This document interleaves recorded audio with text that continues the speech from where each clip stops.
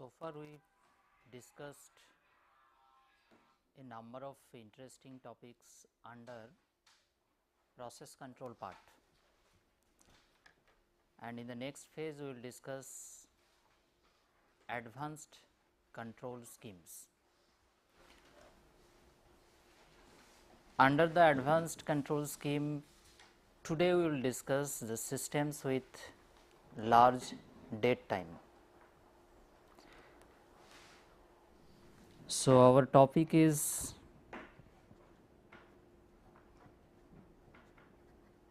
systems with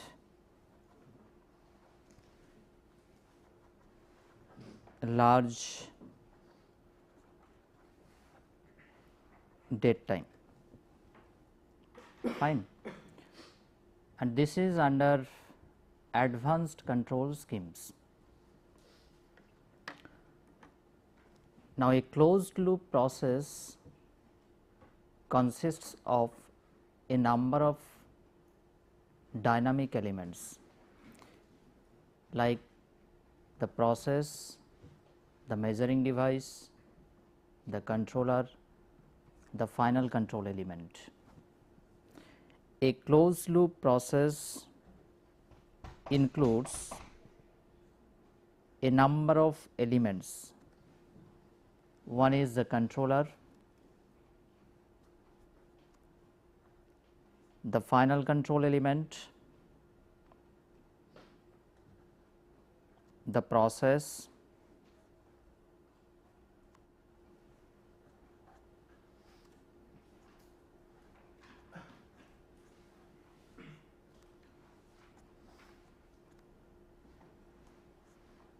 and the measuring device.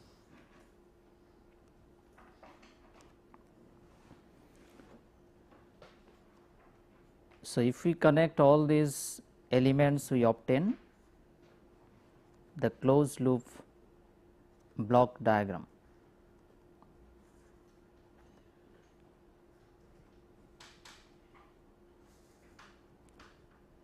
This is the closed loop block diagram.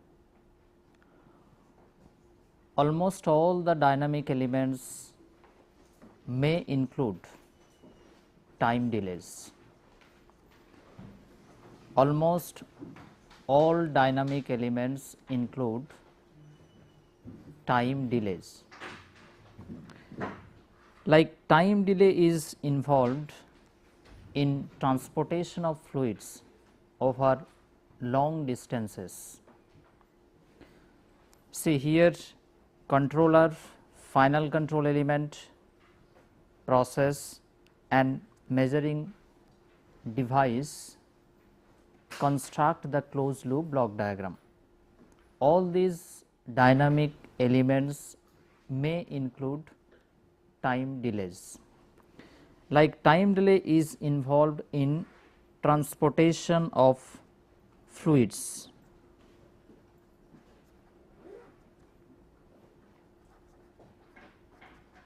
Transportation of fluids over long distances.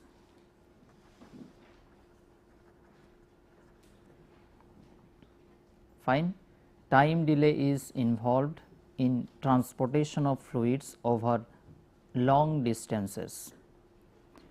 This is related to which element? This is related to the process. Time delay is involved in sampling and measurement. Time delay is involved in sampling and measurement. It is obvious in this closed loop block diagram that the controller needs output information y. The controller needs the output information y. Now, that information we can get by collecting the sample and then measuring that sample. Fine. So, that takes some time. Therefore, we can say that the time delay is involved in sampling and measurement of y. So, this is related to which element? Measuring device. This is related to measuring device. Similarly, time delay is involved in developing the actuating signal. Time delay is involved in developing the actuating signal, and this is related to the final control element. This is related to the final control element. Time delay is involved in human controller. Time delay is involved in human controller to think and take proper control action. To think and to take proper control action.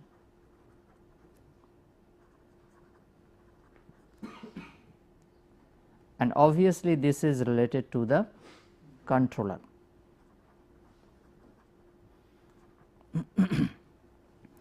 Now, in all of the situations noted above, the feedback controller would provide unsatisfactory performance due to the presence of dead time. In all the above situations, the feedback controller would provide unsatisfactory performance due to the presence of dead time. And we will discuss few other reasons which are related to the dead time, like the effect of disturbance is detected after a long period of time. So, the effect of disturbance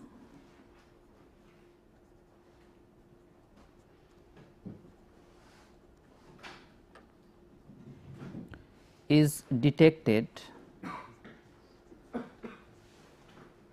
after a significant period of time.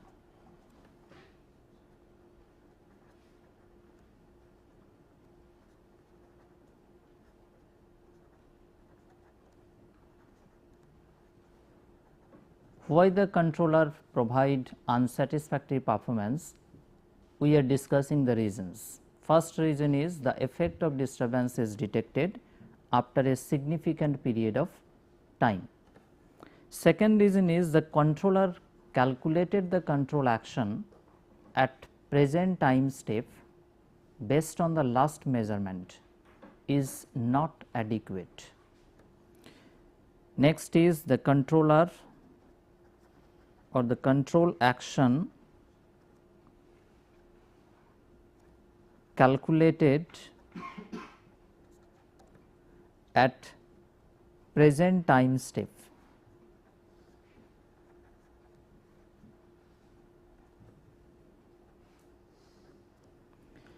based on the last measurement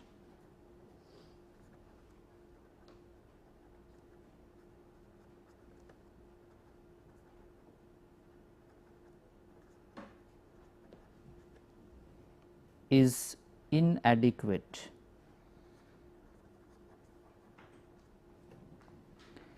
See, the controller calculates the control action at present time step based on the last measurement. Originally, this is not the last measurement due to the dead time. This is actually the measurement some steps back. So, this is originally not last measurement, this is some steps back, measured signal which is some steps back. Therefore, the control action is not adequate for the existing situation. Third one is the control action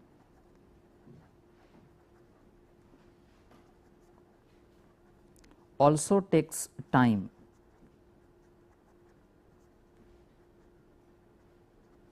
To make its effect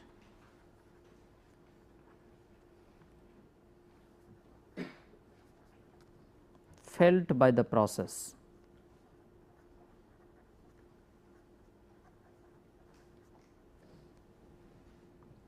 These are the reasons for which the feedback controller would provide unsatisfactory responses.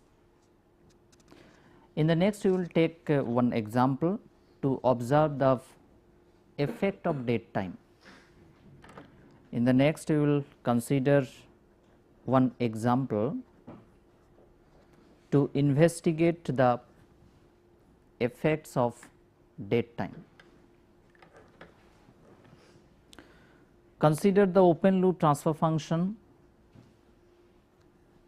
given as Kc exponential of minus TdS divided by 0.1s plus 1. This is the open loop transfer function which we considered earlier. Fine. Now, Td crossover frequency and ultimate gain. If Td is 0.123 which we considered earlier, we can easily calculate the crossover frequency 17 radian per minute. If Td is 0.123 minute, then crossover frequency is 17 radian per minute. This we can calculate, and the corresponding ultimate gain is 2. Fine. Similarly, if we increase Td to 0.236,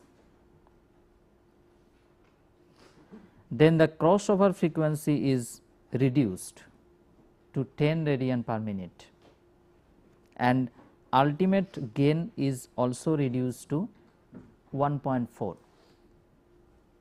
If we increase further Td to suppose 0.535, then crossover frequency is decreased to 5, and ultimate gain also is decreased to 1.1. This data we obtain based on this open loop transfer function. Fine. Now, it is very obvious that with the increase of Td, the crossover frequency and ultimate gain both decrease. So, with the increase of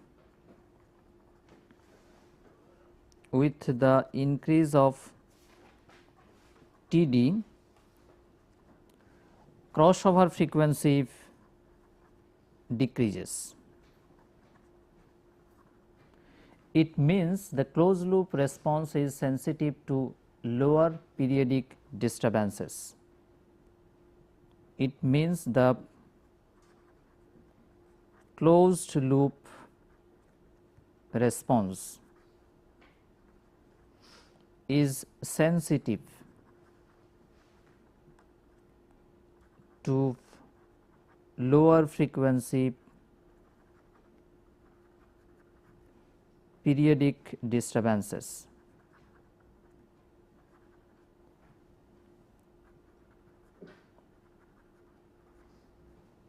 This is the first observation. Secondly, with the increase of Td, ultimate gain decreases. That means we are forced to select Kc value low value we have to select. I mean we need to reduce Kc to avoid instabilities.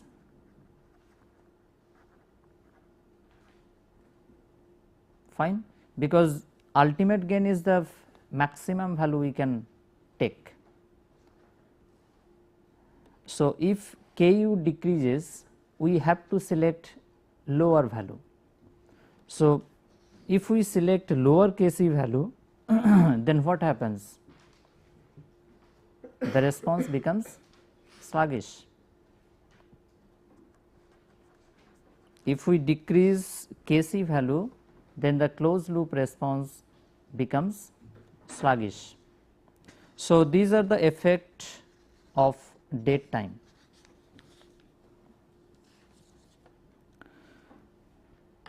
So, due to the presence of dead time, we observe that the closed loop response or the control performance is degraded. Therefore, there is a need to devise a dead time compensator. Fine. So, our next topic is the derivation of dead time compensator.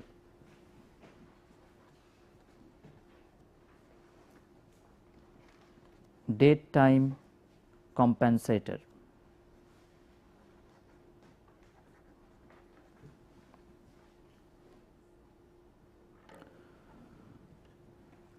For deriving the dead time compensator, we will consider a simple closed loop block diagram.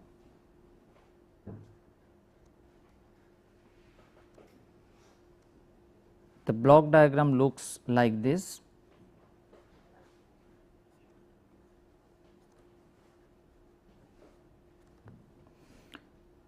This is a controller block. We are assuming Gf and Gm both are 1.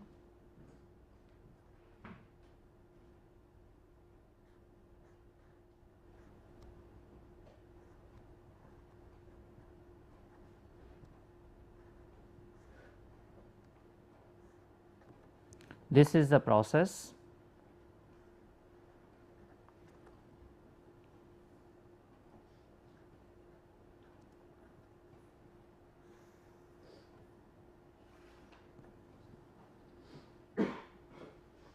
Fine. So, this is the process.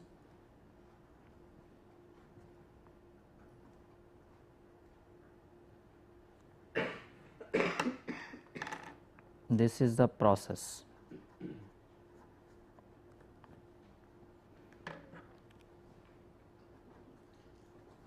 So, this is a closed loop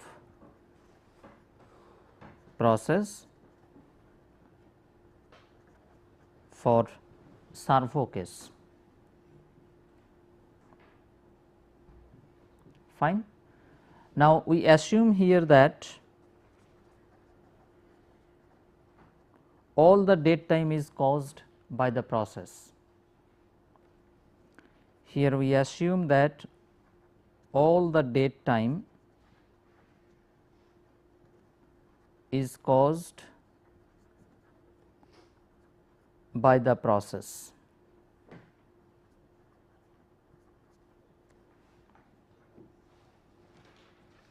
Fine. Usually we consider, we denote Gp to represent the process.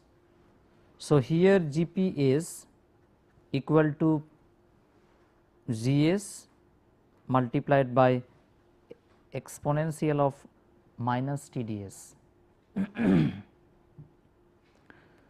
This is the dead time free part, Gs is dead time free part, and this is the dead time part.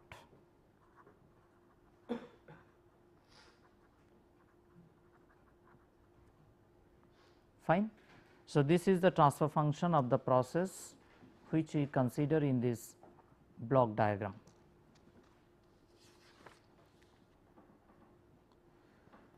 Now, the open loop response we can write as GOL, which is equal to y m bar divided by y set point bar, and this is written as GP, GF, GM, GC, multiplication of 4 individual transfer functions. This is the generalized form of open loop transfer function. Fine. We know all these individual, we know the expression for all these transfer functions. Substituting those, we obtain y bar. Here y m bar and y bar both are identical, because we have considered Gm equal to 1. Then we obtain Gc,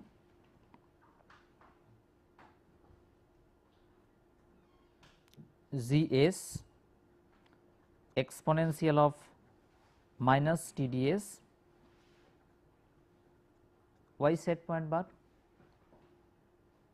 This is the expression for output response y. If we substitute all the individual transfer functions in this equation, we obtain this. Now, it is obvious that this is delayed by time Td. It is obvious from this expression that it is delayed by tau d minute. Now, what is our aim? Basically, if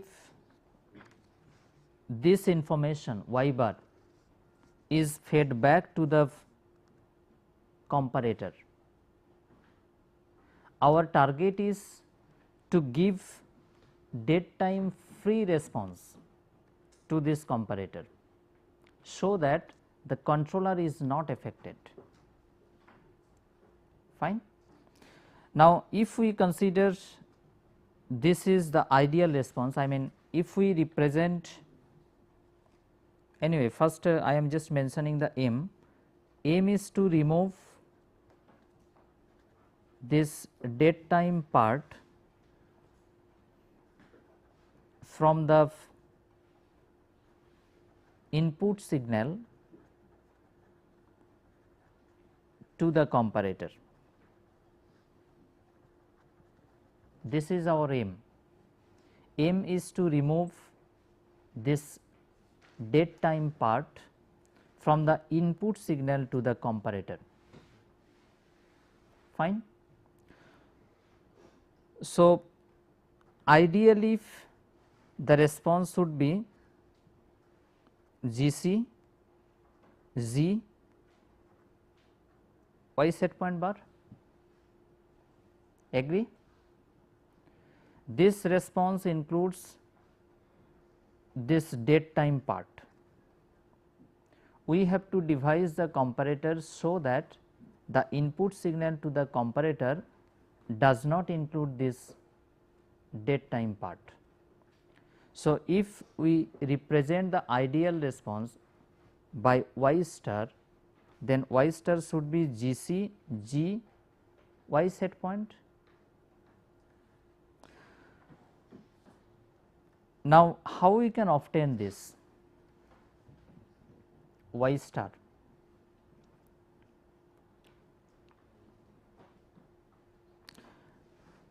We can obtain this y star, this is suppose y star, and the information which is coming from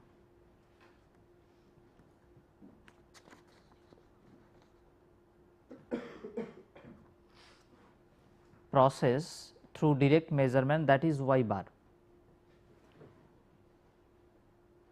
We are just adding something with this y bar so that we can obtain y star.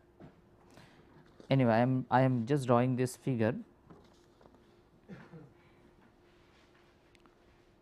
this is GC,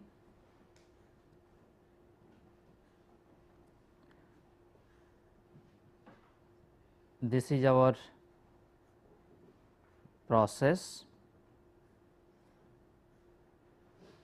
that includes date time part,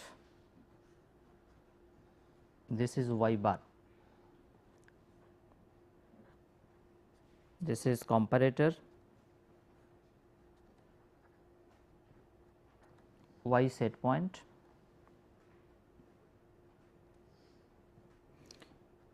our target is to give y star information to the comparator.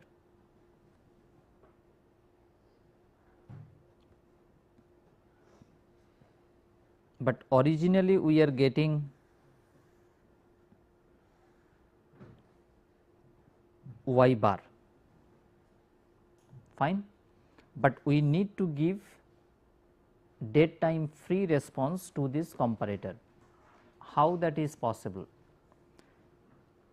Suppose we are adding another signal denoted by y bar with this y to obtain y star.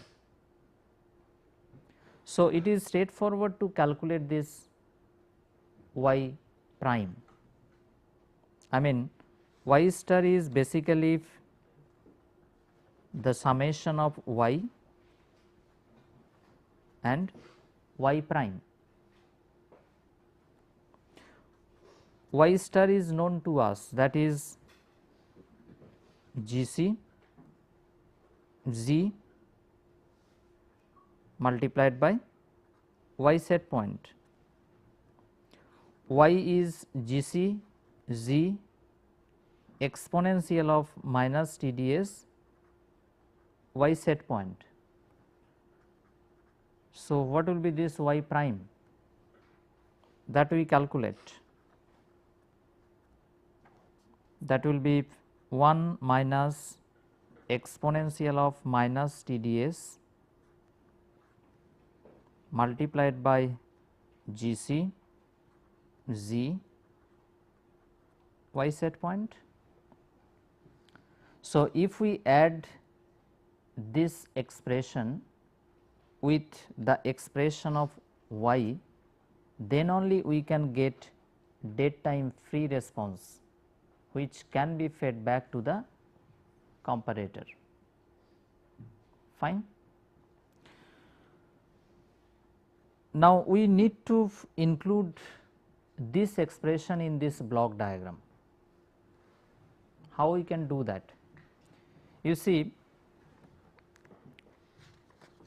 we can write this expression further as y prime divided by y set point, which is equal to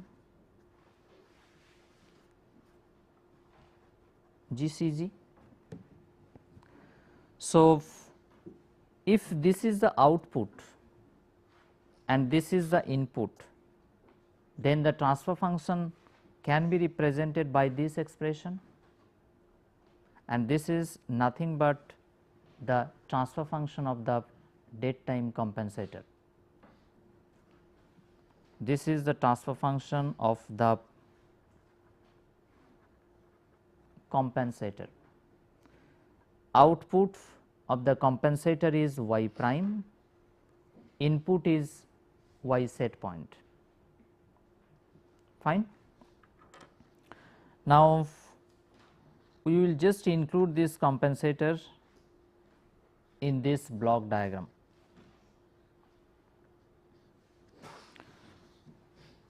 So, this is the block diagram, this is the expression for compensator, this is the block diagram. Output is y prime, input is y set point.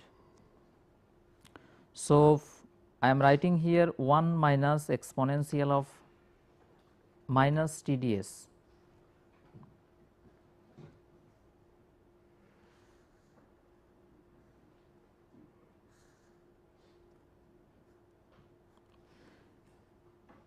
Can I connect this block like this?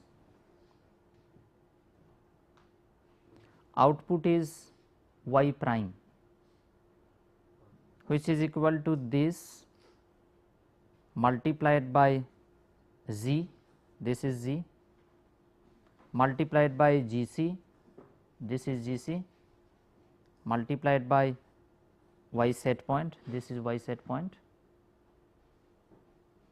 Can we do this? No, we cannot do this, because the actual process includes z and this exponential term.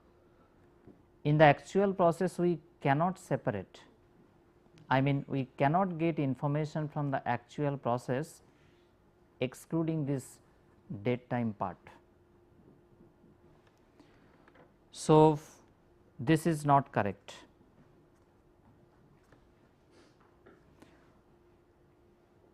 We can connect like this. Then you see in the expression output is y prime, then this part which is written here multiplied by gc, this is gc, multiplied by g, we can write here g. Fine. So, this block represents the date time compensator. This block represents the date time compensator, and this compensator was proposed by O. J. M. Smith. This was proposed by O. J. M. Smith. Therefore, sometimes it is called as Smith predictor. It is also called as Smith predictor. Fine.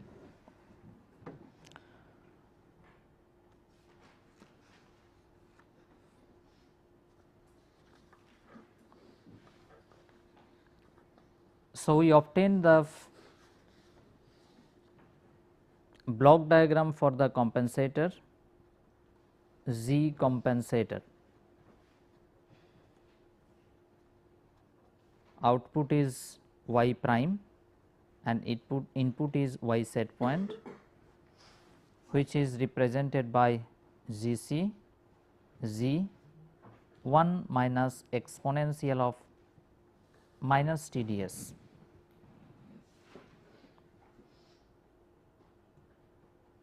Fine. Now, in this expression Z and TD are involved. Now, G is the process model and TD is the date time. So, the date time compensator depends on the accuracy of process model as well as the value of date time. This date time compensator depends on the process model represented by Z. This also depends on the value of TD. We can get perfect compensation only if Z and TD are exactly known. We can get perfect compensation if the process model and TD value are exactly known, but in practice this is never known exactly. So, they are known approximately. Fine. In practice both the process model and TD are known approximately.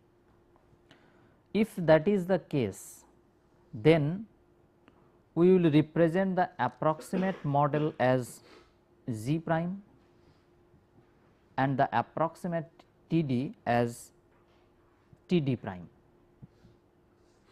Fine. We will represent Z prime for the approximate model and TD prime for the approximate date time. Then what will be y star?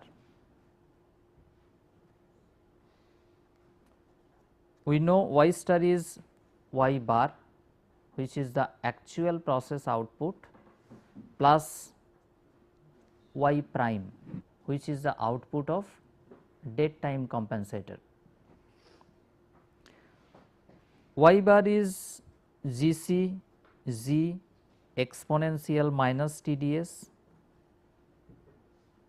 this is y bar, and how much will be y prime if G and TD are not exactly known? We can get from this equation, from this block, y prime will be 1 minus exponential of minus TD prime s multiplied by GC Z prime, and this will be multiplied by y set point bar. Agree?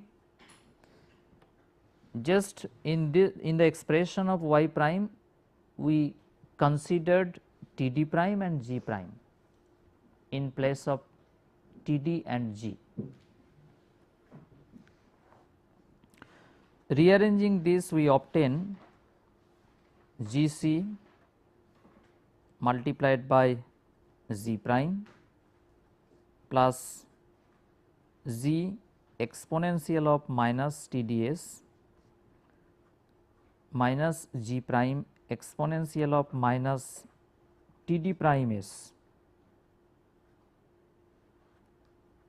y set point bar.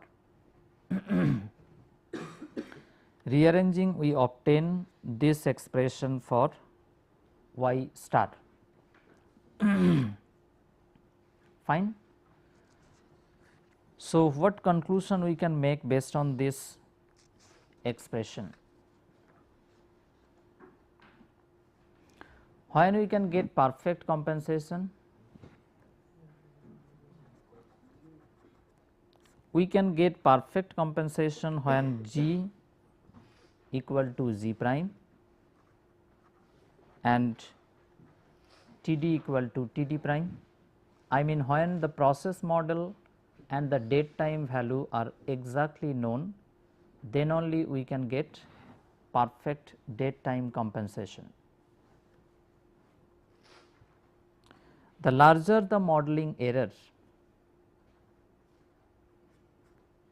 that is Z minus Z prime and TD minus TD prime, the less effective is the compensation. The larger the modeling error represented by G minus G prime and TD minus TD prime, the less effective is the compensation. Fine.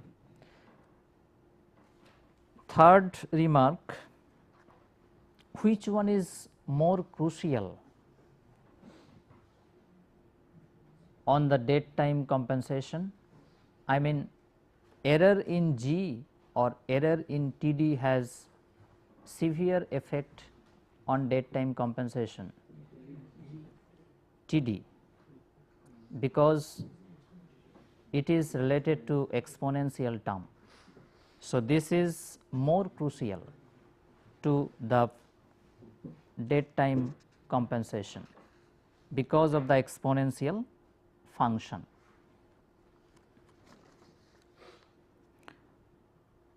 Fourth remark, see, in this date time compensator expression, TD is considered as a constant quantity, but sometimes this TD may vary with time.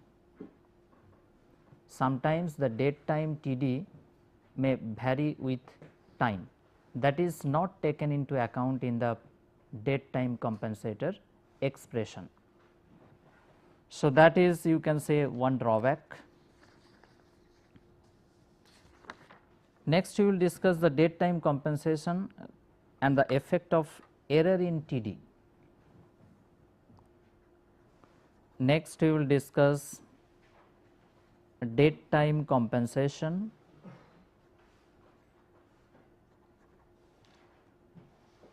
and the effect of error in TD. We observe that there may be the possibility of error in both G and TD, but we are considering only error in TD.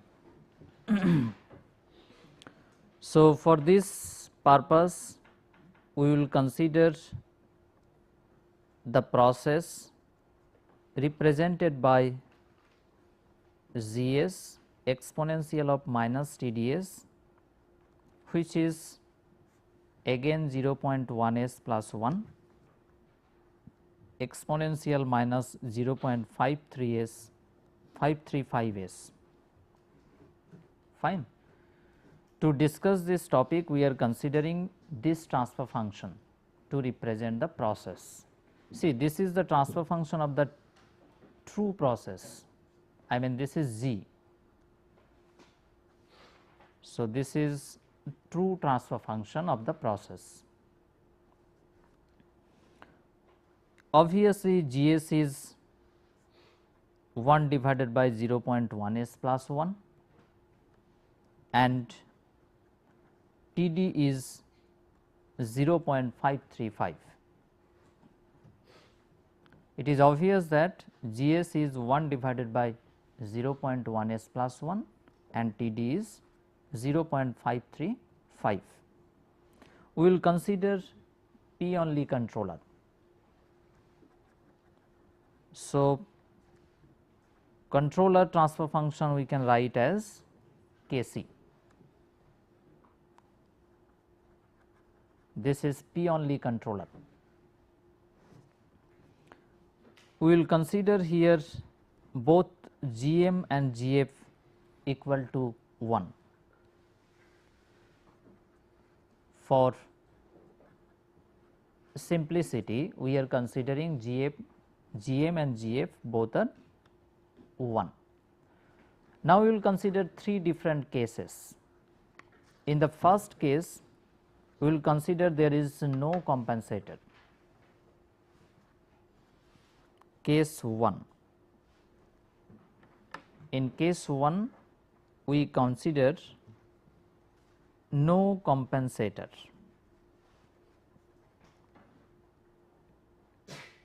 Fine. The open loop transfer function which we are considering is represented by Kc exponential minus 0.535 s divided by 0.1 s plus 1. Fine. This is given to us. So, based on this transfer function we can calculate the corresponding crossover frequency, that is 5 radian per minute. In fact, this problem we discussed previously and we obtained the crossover frequency 5 radian per minute. Corresponding ultimate gain is 1.1. Fine. So, what value of for Kc we can select? We have to select the Kc value lower than 1.1. Fine, because this is the ultimate value at which we get sustained oscillation. So, for stability we Kc should be less than 1.1.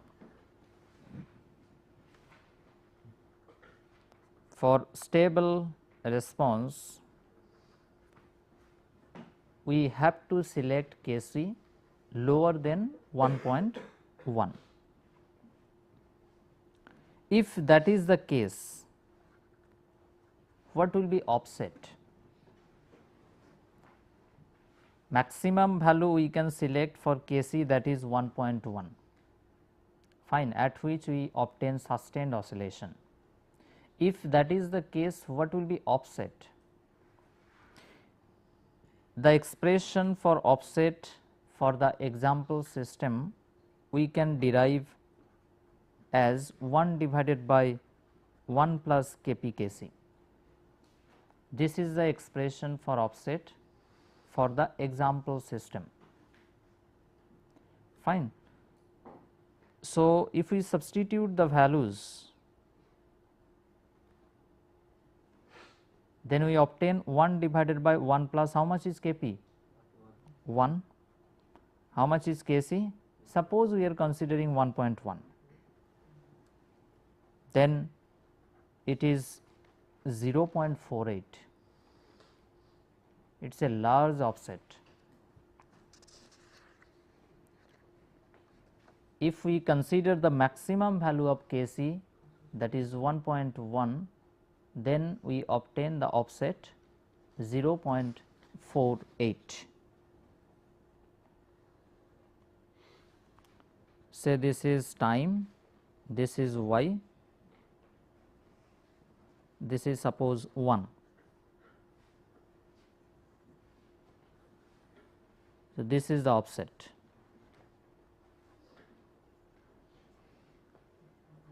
Which is equal to 0.48. That means the corresponding value is 0.52. So,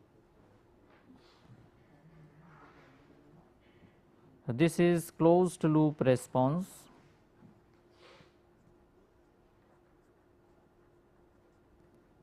with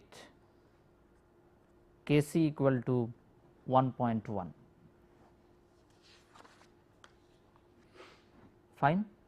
So, this is case 1. If we do not use dead time compensator and if we use the maximum permissible Kc value, that is 1.1, we obtain offset 0.48. Next we will consider case 2.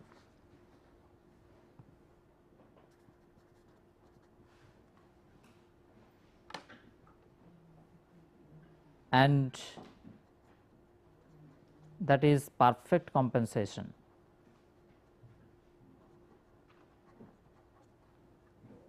In case 2 we consider perfect compensator.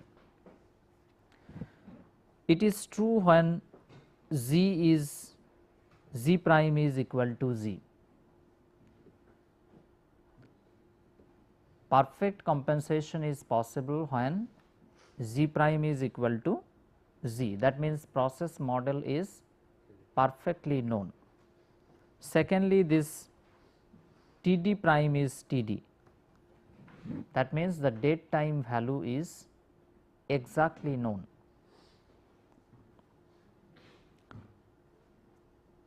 For the case of perfect compensation, y star by y set point is equal to Gc z.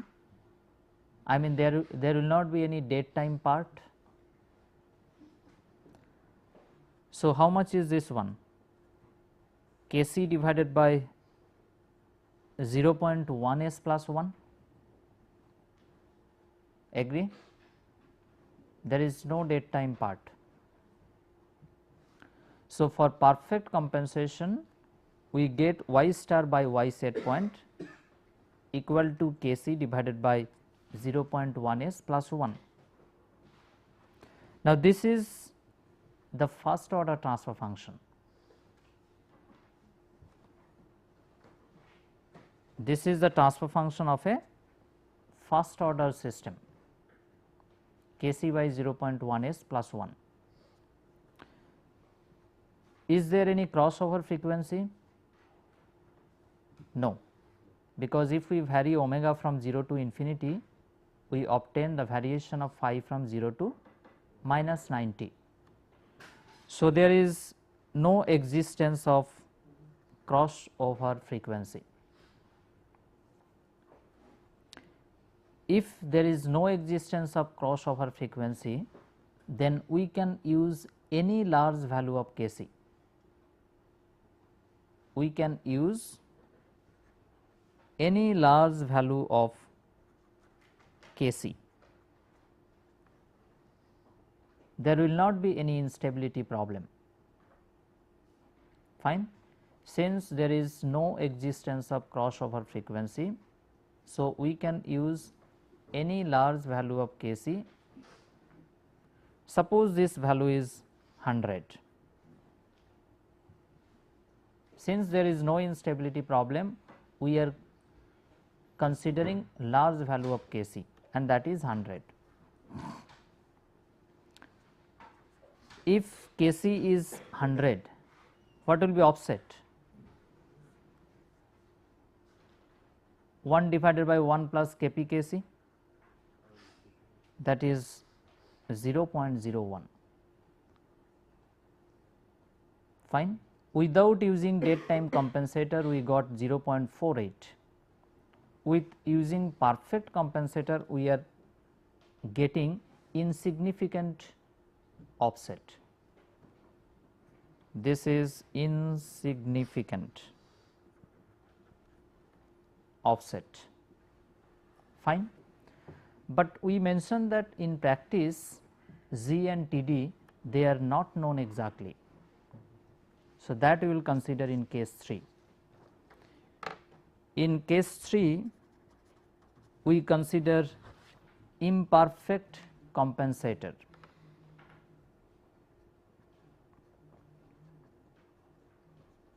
Imperfect compensator. Fine. Process gain for the example system is 1. Time constant for the example system is 0.1. Suppose these two are perfectly known.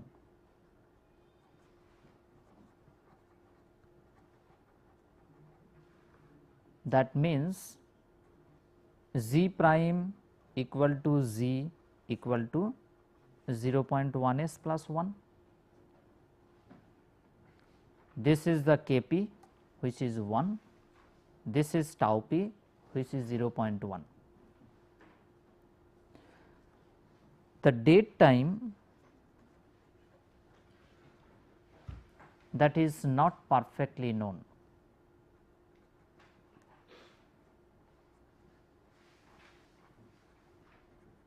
This is not perfectly known to us. True value of this date time is 0.535. This is true value, and approximated value is suppose 0.3.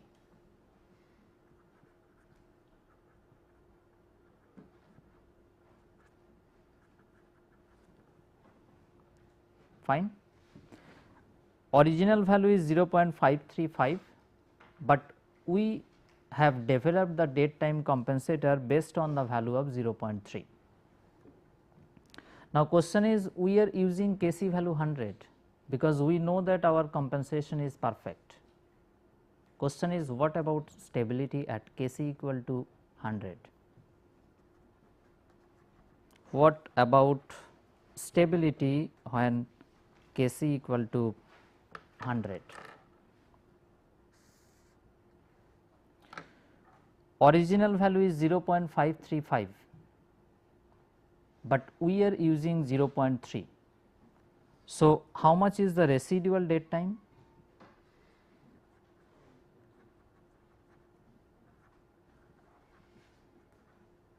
The residual date time is 0.535 minus 0.3, that is 0.235.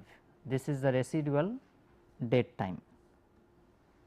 It is clear that the compensation is not perfect. Now, uncompensated date time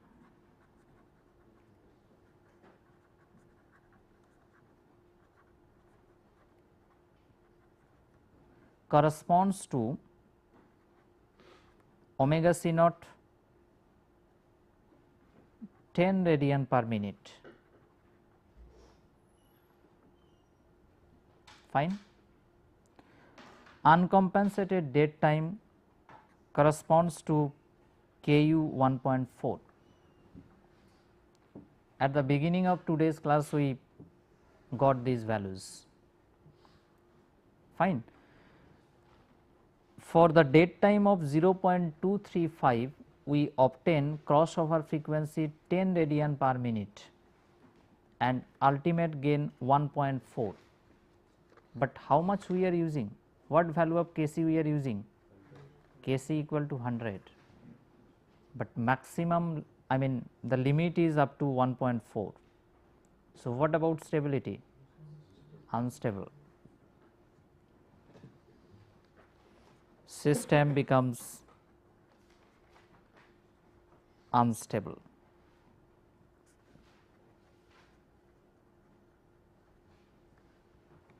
Fine. Now, conclusion is be conservative in selecting the Kc value for the processes having date time. Be conservative for selecting the Kc value for the processes having date time. So, this is all about the Smith predictor and date time compensator. In the next class we will discuss the another compensator, that is inverse response compensator. Thank you.